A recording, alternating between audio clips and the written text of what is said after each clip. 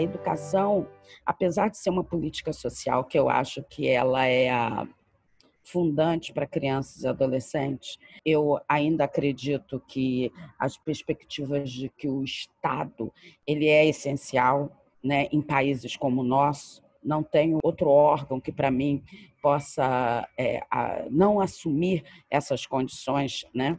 Então, vivenciar hoje, né, a perspectiva de uma pandemia histórica, não só, né, para o Brasil, mas para o mundo inteiro, aonde que a gente agenciar, né, as condições mínimas de educação básica para essas crianças e adolescentes sem pandemia, ela quase que não existe, é muito complicado a gente pensar. Porque nós temos duas questões. Primeira questão, principalmente as crianças das classes populares precisam da escola. Precisam da escola para além das questões só de foro educacional, de instrução, né, de aprendizado, né? Ela precisa da escola porque é a escola o espaço aonde que ela se constrói e se relaciona com outras coisas do mundo que nem sempre lhe são atendidas. Mas essa escola, né, não só, eu não estou pensando no estado do Rio de Janeiro, mas eu estou falando, a escola pública brasileira, ela é uma escola deficitária.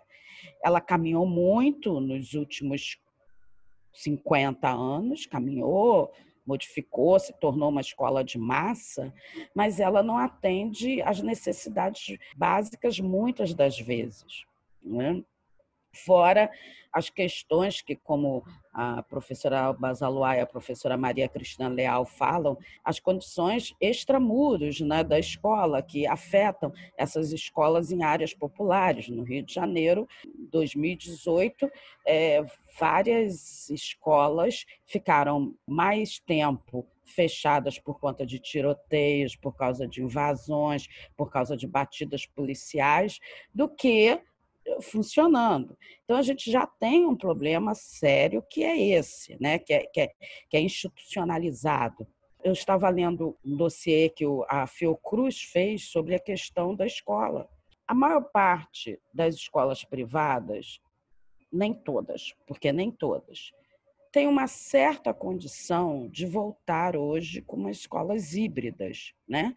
Uma parte, né, assistindo aula em casa e outra parte indo, né? E também com o revezamento desses estudantes, que pode também acontecer.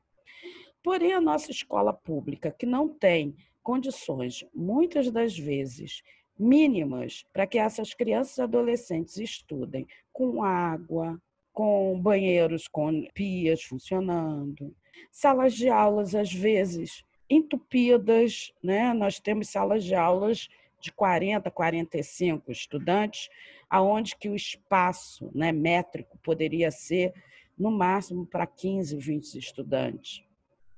Então, o Estado, né, brasileiro hoje não assume as suas funções corretas. Uma das funções poderia ter assumido de forma coerente a questão da inclusão digital no país. Eu acho que não é uma questão nem local, é uma questão nacional que essa inclusão digital se desse. E dentro das próprias propostas, né, que nós temos agenciadas dentro do Congresso Nacional, isso era uma situação que já deveria estar acontecendo. Então, a gente não tem inclusão digital. A gente não tem uma inclusão alimentar, porque muitas dessas crianças e adolescentes precisam dessa alimentação que essa escola pública, né, oferece. E quando essa escola pública, nesse momento de pandemia, oferece, ela é precária, né, e muitas das vezes limitada. Ela não tem um canal direto, né, para suas angústias. Então, hoje, nós temos uma seguinte situação. A tendência dessas crianças e adolescentes se voltarem para a escola elas estarão em risco de vida.